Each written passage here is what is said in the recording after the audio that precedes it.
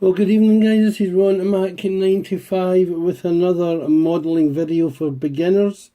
And tonight I want to talk to you about a technique that I learned early on in my modelling days, and it's called dry brushing. And it's been explained loads and loads and loads of times, but it is a very effective way of bringing out the detail in your model.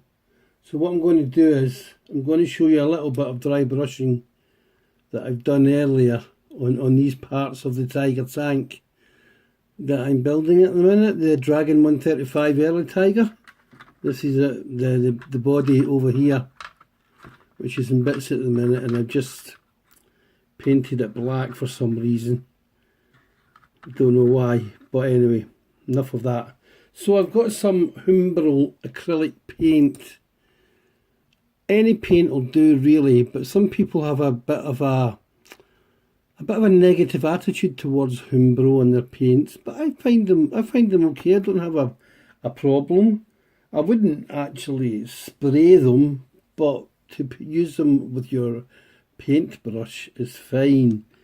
And also along with the old Humbrol enamel paints, they're my first choice. And I think that they are okay. But for dry brushing, it's always better to use acrylic.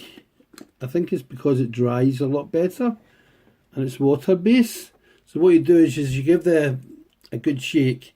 Now I've already thinned this down with a little bit of Tamiya. And what you do is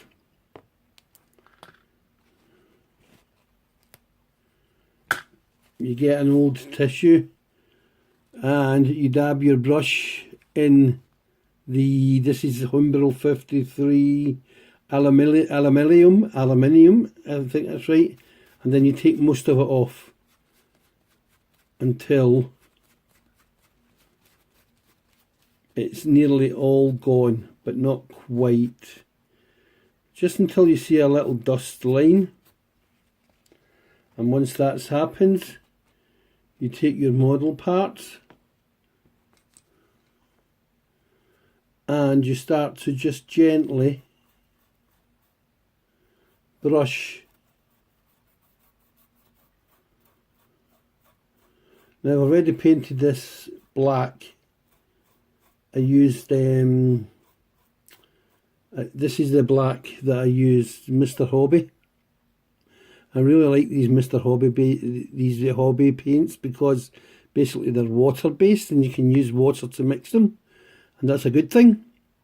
But I really like them because they're a lot thinner than Tamiya paints. Tamiya paints are good, but I find the Mr. Hobby paints much better for the old spray gun.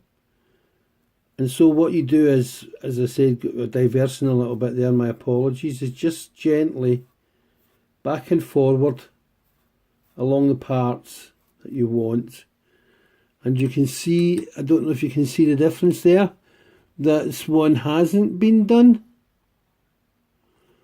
And this one has been dry brushed. And I think that looks fine. And this is a great technique to learn early on for all you beginners out there. And I mean, I've been doing it now for a couple of years and I'm still a beginner, but I get great enjoyment out of this hobby. And so that's my video for dry brushing.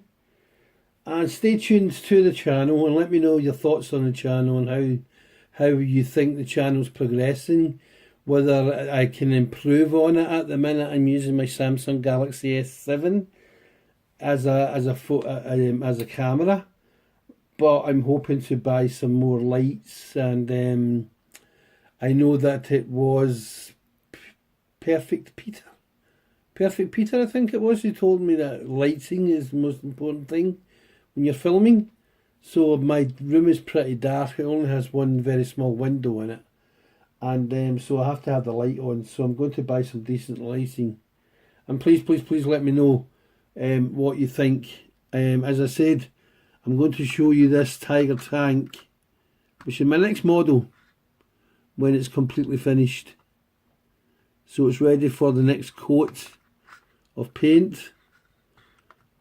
And that was some of the air venting pipes that I was doing for it. And it's a Dragon 135 scale. And it's the instruction sheetlet is a mess. There's quite a few errors in it, and it's definitely not a kit for a beginner. But this dry brushing technique I hope you'll learn earlier on, because it's going to make things just pop out, as my American cousins would say, pop out that little bit better. So thanks for watching my dry brushing, and any other techniques that you would like to know about.